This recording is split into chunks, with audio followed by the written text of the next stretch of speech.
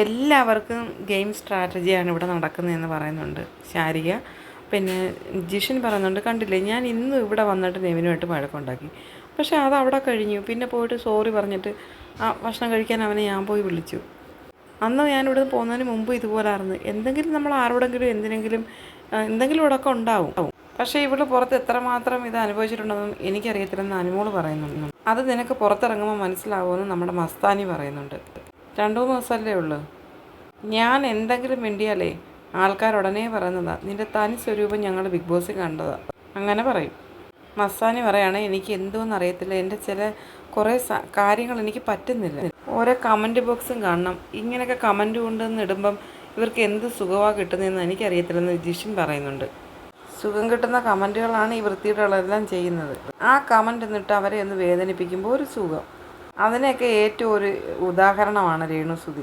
അവരോട് negative comment ഇടുന്നവരടുത്ത് അവർ പറയും, നീ പോടാ, രേണുസുതിക്ക് പുല്ലാടാ. അതൊക്കെയാണ് വൈബെന്ന് ശാരിക പറയുന്നുണ്ട്. അഭിലാഷ് പറയുന്നുണ്ട്, ആ സത്യമാണ് കേട്ടോ, എന്തോരം കമൻറ്റാണ് രേണു ചേച്ചിക്ക് നെഗറ്റീവ് വരുന്നത്. ഭയങ്കര ഒരു മൈൻഡാണ് രേണുസുതി ചേച്ചിയുടെ. എത്ര നെഗറ്റീവ് വന്നാലും നെവർ മൈൻഡ്.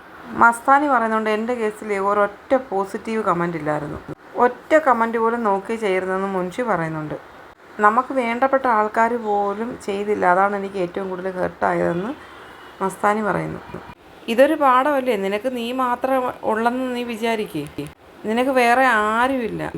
നിനക്കൊരു പ്രശ്നം ഉണ്ടായപ്പോഴേ നീ ഒരു ഇൻ്റർവ്യൂവർ ആണെന്ന് എനിക്കറിയാം, പക്ഷേ ഞാൻ നിന്നെ ഒരു വട്ടം പോലും നിന്നോട് സംസാരിക്കുകയോ ഇടിക്കുകയോ ചെയ്തിട്ടില്ല. പക്ഷേ നിൻ്റെ ഒരു പ്രശ്നം ഉണ്ടായപ്പം ഞാൻ ആ നമ്പർ തപ്പിപ്പിടിച്ച് നിന്നെ വിളിച്ചില്ലേ. മസ്താനി പറയുന്നുണ്ട്, ഞാൻ ബെറ്റ് വെക്കാൻ പറ്റും, ഈ സീസണിൽ ഏറ്റവും കൂടുതൽ റീച്ച് കിട്ടിയ ആൾ ഞാനാണ്. അതാണ് പോസിറ്റീവ് മൈൻഡ് എന്ന് പറഞ്ഞിട്ട് മുൻഷി തോളത്ത് തട്ടുന്നുണ്ട് മസ്താനിയുടെ. സീസൺ 7 എന്ന് പറയുമ്പോൾ നമ്മളെ എല്ലാവരെയും മറക്കും, പക്ഷെ നിന്നെ ആരും മറക്കൂല എന്ന് മുൻഷി പറയുന്നു.